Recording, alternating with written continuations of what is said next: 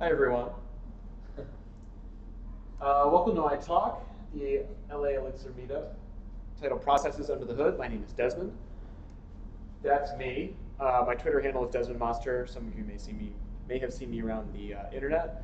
I also started and helped run the MPEX conferences in New York and LA. The New York conference is happening this weekend, which I will be at. I don't know by the time the video's up. This may have already happened. It's going up tomorrow. So. Sweet. So it won't have already happened. So if you're watching this, come check out MPEX New York. I also co-host an Elixir podcast called Elixir Talk, which is here, and you can Google for it. It's sweet. I have a co-host named Chris Bell, who also works in the MPEX crew in New York, and we answer technical questions about Elixir application design and the state of the ecosystem. But today, I want to talk about processes, because we hear a lot about processes in this community, how the Erlang VM is built on processes. Processes are great, this, that, and the other thing. But the question is, what is a process? Well, we're going to find out tonight. We're going to start with a sort of abstract description. Process is an abstraction of an isolated thread of execution on your CPU. Okay. We have fair scheduling. Fair scheduling is achieved by allocating each process an equal amount of time on the CPU by a scheduler. The scheduler is preemptive. It will pull off a process once its time has expired, regardless of what the process is doing, as opposed to like Ruby's event machine or JavaScript's node event loop, which has to yield time on the CPU. So you can have things run forever and block your system, which is a bummer. Concurrency, on the other hand, is achieved by having many CPUs working at the same time. And in the Erlang VM, we have a scheduler coordinating activity on each CPU. So one of these things can be fast, but when you have many at the same time, they are concurrent. And we have safety guarantees because each of these processes shares nothing. So that's kind of a high-level abstract overview, which is not what this talk is about. This talk is about the goods, so let's get to the goods. A process is a C struct. The Erlang VM, the beam, is written in C. And a process is a C structure with a few different memory regions, or a few different areas in it, which we will go through. At the top right is the process control block, and then there is the process dictionary. We have a contiguous memory region with a stack, heap, and a free area, something called the old heap. We have our mailbox. Each process is a mailbox, and M buffers, or mailbox buffers. So we'll cover all of these. There's a couple things that I'm not going to talk about. There's actually a few mailboxes based on who's sending the message and what strategy is for sending messages. We'll talk about sending messages a little later on, but this is not a like 100% in the weeds overview of what's going on. Let's first look at memory regions. So each process has its own heap, it has its own stack, and those two grow towards each other. The stack grows downwards in memory addresses, and the heap grows upwards. And eventually, they're both growing into this free space, and when they meet, and you run out of space, it triggers garbage collection, which goes through the heap, moves it onto the old heap, which is a separate area, where it takes things that already exist that are going to survive garbage collection and puts it on the old heap. And compacts everything on the current heap. It will reallocate more space from the operating system if need be. But the garbage collector is generational. So anything that survives one pass gets put on the old heap and it sits there for a while. So it's not looked at as much. Questions so far about memory? Again, this is isolated. Each process has its own heap and its own stack. So processes cannot corrupt other processes, and when one process dies or goes down, it does so in isolation on its own. What is going on? Oh, Flux. Great.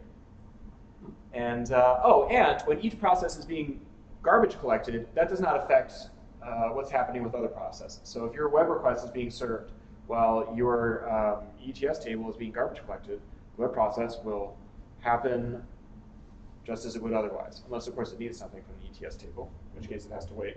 But it's nice that you don't get the stop the world garbage collection that you get in Ruby, which can wreak havoc on a system and end up with sort of cascading issues as the whole thing pauses and is unavailable. So that's very nice. Message passing. So processes send and receive messages, much like objects. This is how processes communicate. So what happens is a sending process will copy its message to the receiving process's heap. So if I am sending a large message, some huge data structure, all of that will be copied. This is also known as pass by value. Yes, pass by value. So we have to be mindful if we are shoving a bunch of stuff at another process. This can get very expensive, especially if you're referencing large binaries.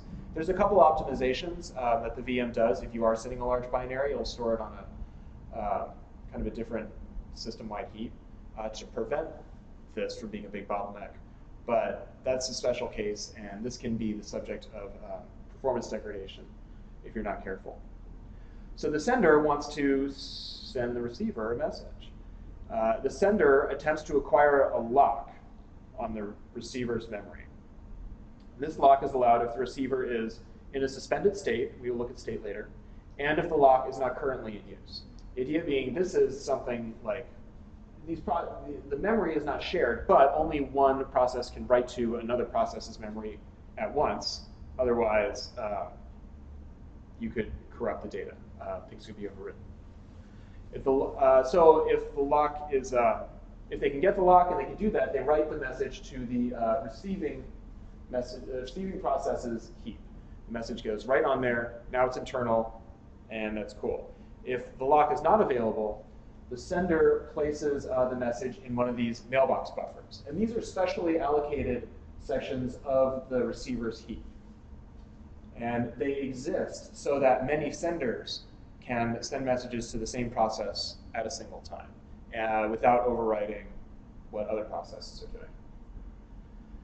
There's a few different strategies for sending these messages. You can tune the VM to say, well, we want to do on heap, which says try to write it to the receiver's heap first, or off heap, which says go straight to an M buffer.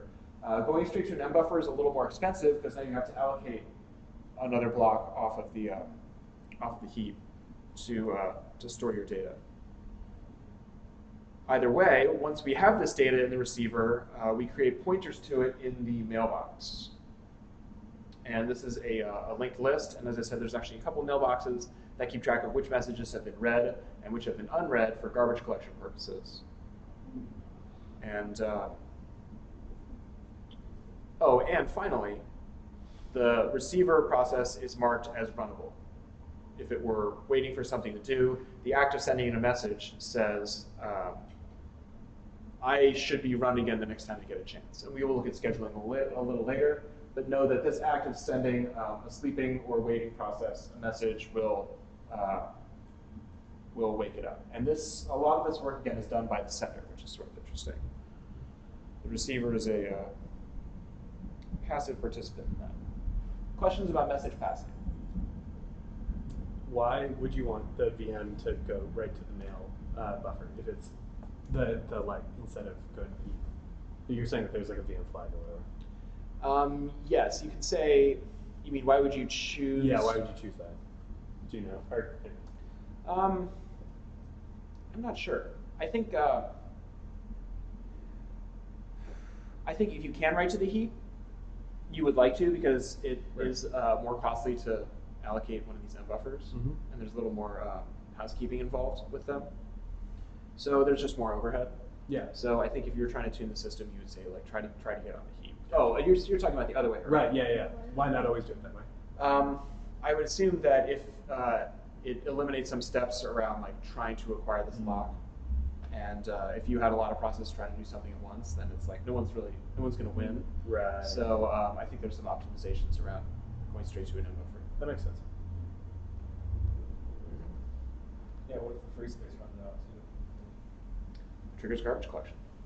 No, I mean if you're writing directly to it rather than using the Oh, part of that can I write to the heap is there space on the heap to write to. Right. So then it will stop collect garbage. Oh, okay. and then resume like trying to send a message, trying to write a message. So that's message passing. The process dictionary. Each process has a local key value store. This data is stored on the heap, so it's faster than copying data to an ETS table, because writing something to an ETS table as a separate process, again, like requires sending a message, copying the data to that other thing, and can be very expensive if you're passing in large terms very regularly. So if a process stores something in this dictionary, it just happens very quickly. It's a pointer basically to its own heap, so that's fast. But that data is on the heap under the hood. So writing to the process dictionary is not free, and doing so can trigger garbage collection. There's a couple of other weird things to think about when you're using the process dictionary, such as updating a key will cause the whole value to be discarded and then reallocated on the heap. Fine if you're working with small things, but something to be aware of if you're doing a lot of updates. Really, you shouldn't use the process dictionary for much. It's not that common to use, and it's not a replacement for storing state in an agent or a gen server, or really an ETS table, because when you use these other OTP semantics and features, you get a lot out of it. You get referential transparency, you get tracing capacities. Like you can see messages moving through your system, because that's what OTP was designed to facilitate and to understand and to track. And when you're just dropping something in a process dictionary, you lose a lot of that visibility. It's useful for things like, I've seen people do this during web requests in Phoenix, where you need to store sort of global context for requests. Maybe you want the user ID to get passed around within the context of this request. Maybe you're using it for instrumentation, like you want to send some context object to Datadog or New Relic, and you need more or less global state. It's not global to your system, but it's global to the request. And Phoenix requests are handled by a single process. So I've seen people take shortcuts to write that there. I've also seen, I think it's the RabbitMQ library for Elixir, stores some context local, some sort of contexty stuff about which message it's processing, so that if something dies, it can still it can report that back to the message broker.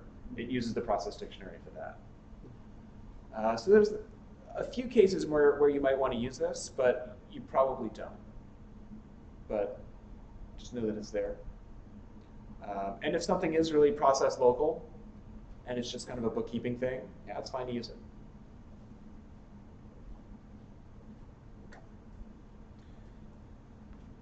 Finally, we've got the mother of process areas, the process control block, also known as the PCB. This controls behavior and the current state of the process. This has information about everything the process is doing. It holds the process ID. It holds the reductions count. And we'll talk about reductions in a second.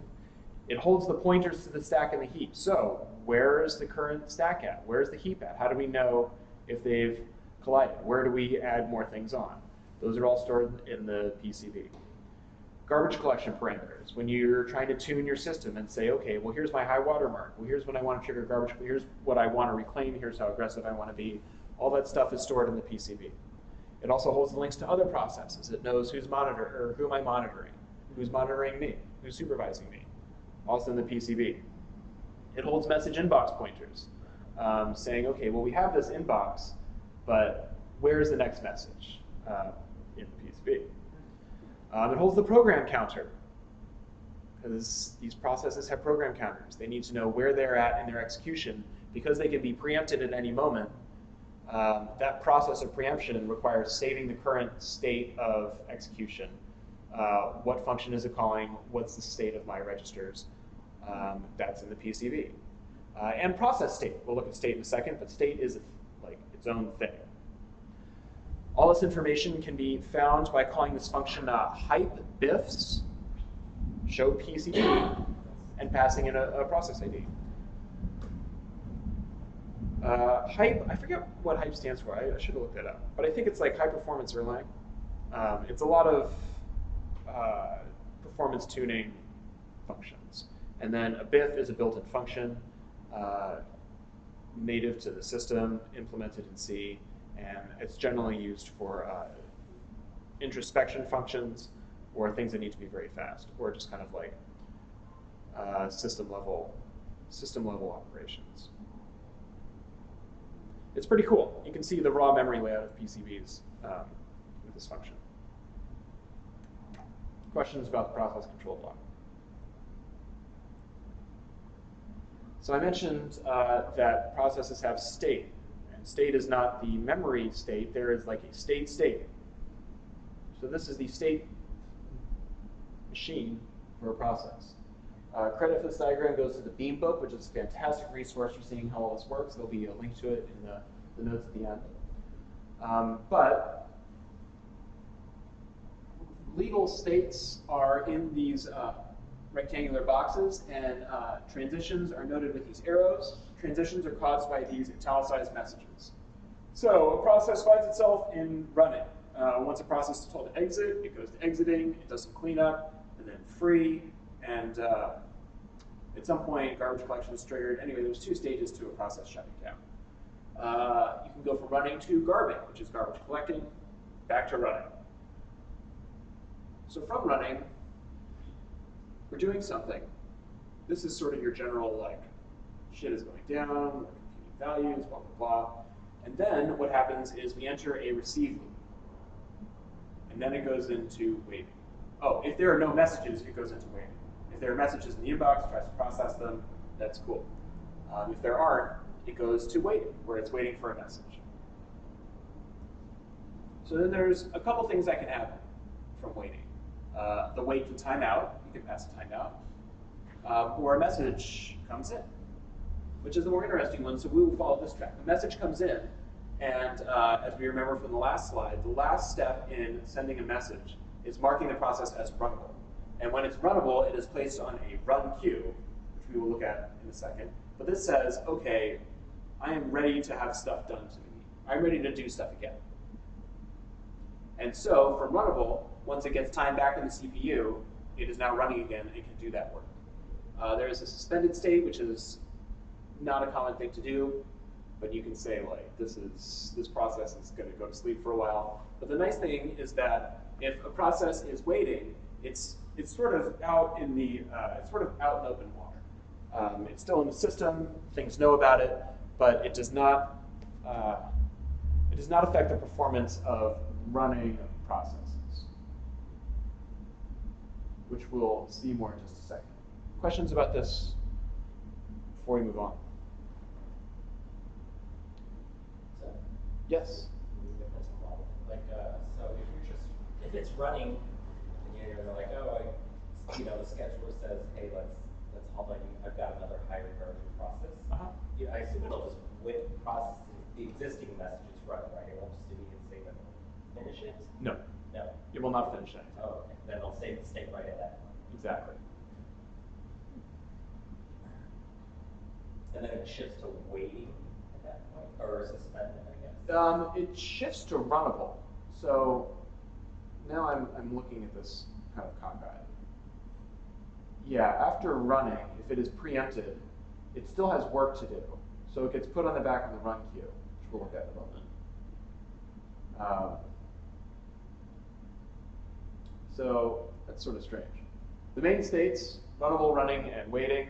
If you pull up in the observer, most of your processes will look like they're waiting because they're sitting around waiting for something to do. Running, they're doing something, and then runnable is they are ready to do something and just waiting for their turn on the CPU. So that should be on here because they still have work to do. So we say something is runnable or running. So what does that mean? Well, now let's look at scheduling, because what we're talking about is these processes all one time on your CPU. We have many processes in the system. They are competing for a slice of time on your few numbers of CPUs. So here we have the Beam running on a computer with a single CPU. It spins up one scheduler per CPU, and each scheduler gets what's called a run queue. And that run queue is a list of processes that are runnable.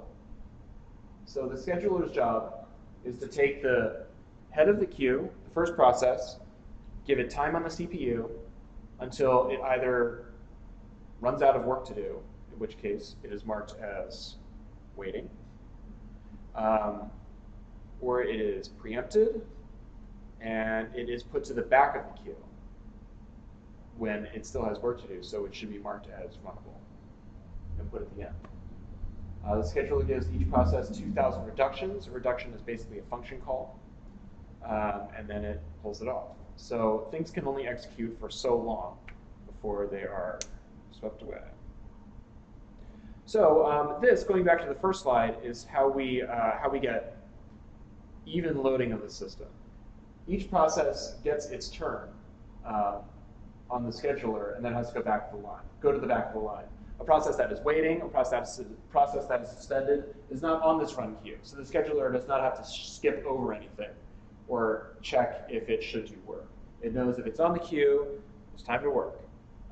So you can have a lot of sleeping processes in your system, and it doesn't affect performance at all, which is pretty cool. Because then you don't have to think about, am I managing my resources efficiently? Am I properly shutting things down that aren't in use? Just leave them out there. They take a memory, but they don't affect the system performance. So we go from having this even scheduling, this even loading of the system to concurrency when we have our many CPUs, one scheduler per CPU, each scheduler with its own run queue. And again, because processes share nothing, they're copying data as they communicate with each other. These things are all happening in parallel. That's awesome, because as our computers have more and more processes on them, we can just scale this out to the side or horizontally forever. And that's great. There would be some overhead involved, because there is some work behind the scenes to manage these run queues themselves. Like when a new process is created, the system has to decide, well, which scheduler is going to deal with this? And there are several algorithms in this load balancer to handle, okay, which run queue has the fewest number of processes? If one scheduler runs out of processes, it will steal one from another run queue. And also, we don't want to have more schedulers than CPUs, because then you're sort of competing for limited resources. And you also don't want to have way more schedulers than work to do. So there's some tuning parameters there. Once your system gets under a lot of load, then you'll want to look at, okay, how do I tune these schedulers to fit my use case? But in general, this works pretty well. Questions about this diagram? We're about to dig a little more into scheduling. Do you create your own scheduler, or is No. it more being it's creates its own, right? It creates schedulers on startup, and it defaults to one scheduler per CPU. You can change that, and you have fewer schedulers. And each scheduler runs in its own OS thread. If you're using cloud, yes, a bunch of CPUs, like Erlang knows, and it'll say, okay, there's 10 CPUs here, and I'll spin up 10 spaces. Yes, whatever it sees on the hardware. Okay. So if it only sees 2, even though the machine has 10, then it'll start at 2. Okay. Other questions? Scheduling. So, as we've said, runnable processes are placed at the back of the scheduler's ready queue. Schedulers actually have 3 queues. There is max, high, and normal.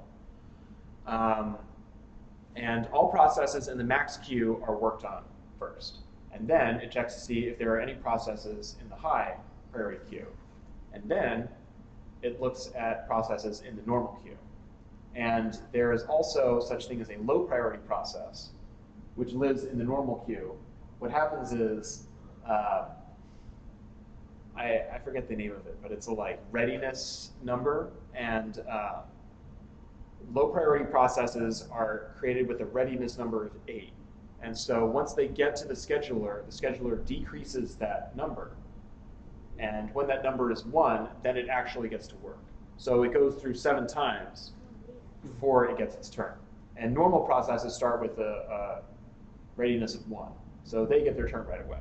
These low priority ones have to go through 8 times. I have not seen a lot of process priority scheduling. If your system has some things that absolutely have to happen, again, with fair scheduling, your process will get its turn very quickly. So you probably don't need to tune that sort of thing. It's there. I mean, it's funny that they have higher priority and max priority in case like high priority weren't enough. But I would advise you not to mess with these things unless you really need to. Process has allowed 2,000 reductions before being swapped out. So a note about reductions. What's up with a reduction? That terminology comes from Erlang's Prolog heritage. And in Prolog, they talk about reducing a problem through its logic to its conclusion. Like you reduce the number of steps, number of computations to get to the answer. So they call it reductions. And a reduction is more or less a function call. Every time something is called, then it adds to the reduction count. You can write a very long function that does not call any other functions to try to mess with this.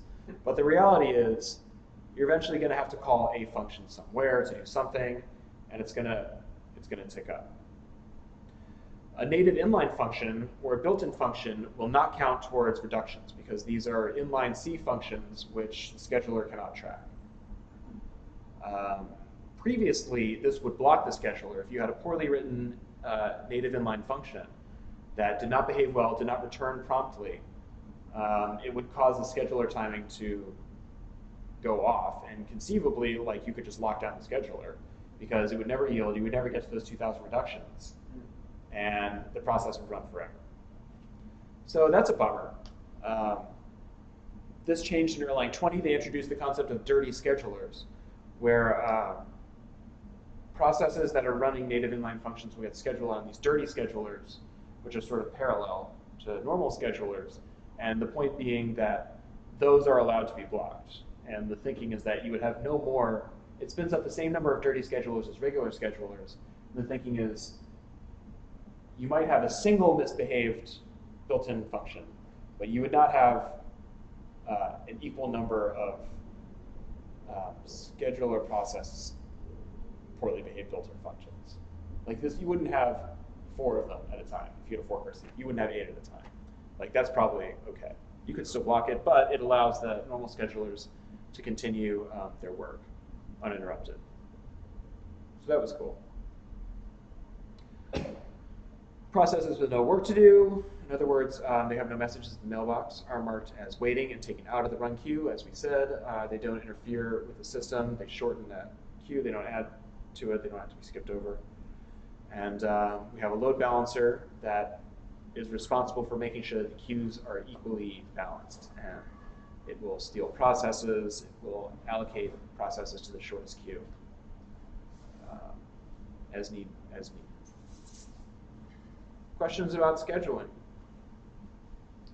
So is the load balancer the thing that's like looping through all the processes and finding the ones that are ready, or? No, the scheduler is doing that. Okay. Wait, when you say finding the processes that are ready, runnable, like how does the scheduler find out that a process has gone from waiting to runnable? Does the process? So the act of being marked runnable Yeah. also puts it on the run queue. Okay. So it's marked as runnable and it is placed on the run queue. Got So it. those are discrete actions, but that is the Gotcha. part of that. And is that like the process that goes into the scheduler and tells it about it, or? The scheduler doesn't know anything about the processes. Right. It just knows about its run queue. Right. So is like the process telling the scheduler's run queue like, hey, I'm ready. Like, is it like sticking it itself into the queue, or do you know? I don't know. Just when you say sticking itself into the queue, so the run queue is implemented as a linked list of processes. right. So the scheduler knows the first one, and then when it's done, it looks at the first one and sees the pointer to the next one, Yes. and it pulls that one off. So like, what adds a new process? Sender. Sender. Okay. Yeah. The sender says you are now runnable. Okay, and then it I'm going to informs- place you on the run queue. Gotcha. Okay. Which means going to the last process Right. and Gotcha. Okay. Yeah. Makes sense. I have a question. Yes. How often have you seen things be marked high priority versus normal priority? Never. Almost never? No, Okay. no, never, never. Never, never. Never, never. Okay. Yeah.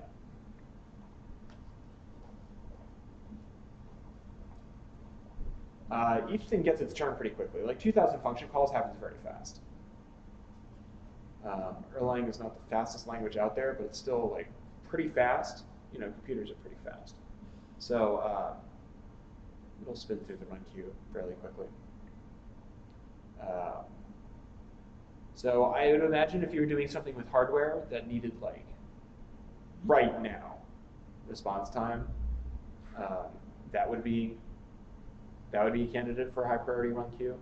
I always like default to rocketry when I think of like what needs to happen right now. Like, well, I assume something that was doing like telemetry control would. But yeah, like normal priority is fine. Normal priority is absolutely fine. It'll happen very quickly. You know, it'll be done before you know it. And when you think about work that you do, even in a complicated web request, are you calling 2,000 functions? I mean, the library might be calling a bunch of functions, but still 2,000 is kind of a lot.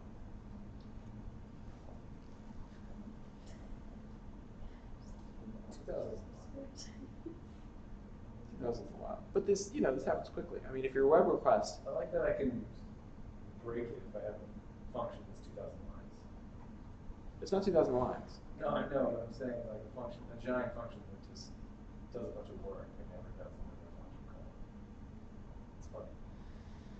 Yeah, it would have to be a big, because think of it would still execute each of these lines very quickly. True. So, you know, the delay you're talking about is nanoseconds. They're saying that if a built-in function takes more than a millisecond, that's when it'll mess with the scheduler. Millisecond is pretty quick. You know, not in the context of like C running. I mean, that's very slow. But these things all happen fast enough that a millisecond is enough to mess with their timing. What's that cool function method to call? Function to call to get the info? Yeah, type diffs. Weird. Is that on the kernel or is that? Is it on the kernel? No, it's a built-in function.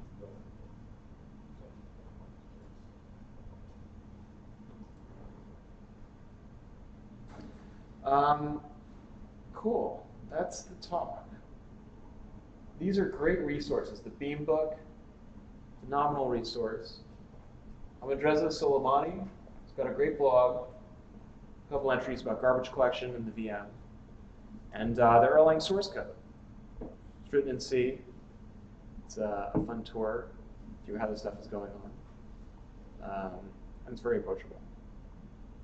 And it's fun reading C from time to time. Yes, any other questions? Questions about anything? Yeah. Doug? So Elixir's functional language, Uh-huh. and it's built on this idea of processes, which are then built on top of C structs, Yes. which are kind of like C objects. Are we dealing with an object-oriented language under the hood?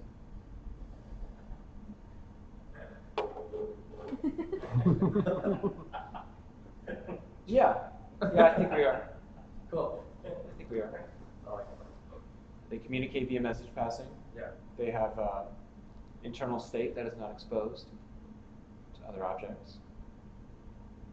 Yeah, I think so.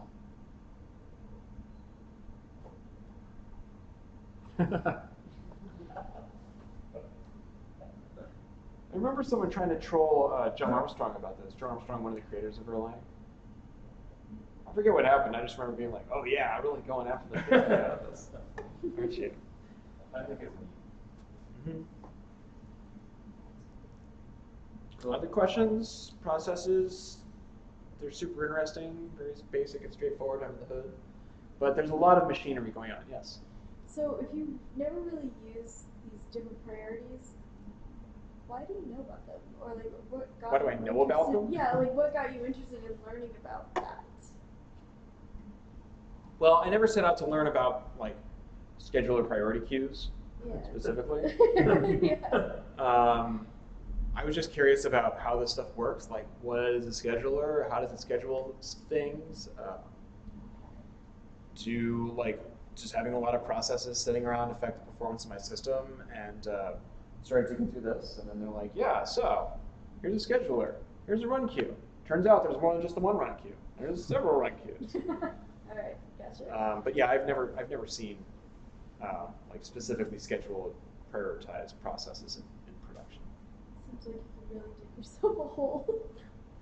Yeah, and again, the question is like, why do you need these? The system is fast enough, and nothing has to happen like right then. It's going to get its chance in like tiny fractions of a second. You know, that user getting that email after they signed up, like, can wait a tenth of a millisecond for its turn to go. So whatever. Yeah, that's only for like very strict real-time requirements. That's it. Yes. So then actually it seems like just based on track, the only way to really like be an effective like troubleshoot or like tune these things, you probably have to know both Erlang and C pretty well, right? Like, I don't think you have to know C that well. okay. Because a lot of the tuning, like you would tune garbage collection parameters. You might tune how much heap to allocate on process startup. Things like that. So that's not, you don't have to know much about C. I mean, at that point, you would have to understand like, okay, how is the stack implemented? Well, it's a large allocated area, and then you have this pointer that gets moved when stuff happens. How does garbage collection work? And I think you can understand those without knowing C. I think you're eventually going to have to like learn some C, but not to the point where you are writing production C, but enough to read what's going on, and again, conceptually understand what the machine is doing at a memory level. And then like tweak the parameters like trial and Yeah, I think that's a lot of it. You know, you observe some behavior and you think, oh, well, okay, we're starting up these processes and immediately going into garbage collection. So that suggests we want to allocate more memory on startup. Oh, we are GCing a lot after some action. Oh, well, it turns out we're passing large binaries around. That end up getting copied over and over. Again, those aren't strictly related to C. Same thing with if you were trying to tune your schedulers, maybe the number of schedulers or whatever, like you would uncover that in other ways without digging into the source code. And again, all of these parameters can be tuned by passing flags to the VM on startup. I don't think you have to rebuild the VM for most of these.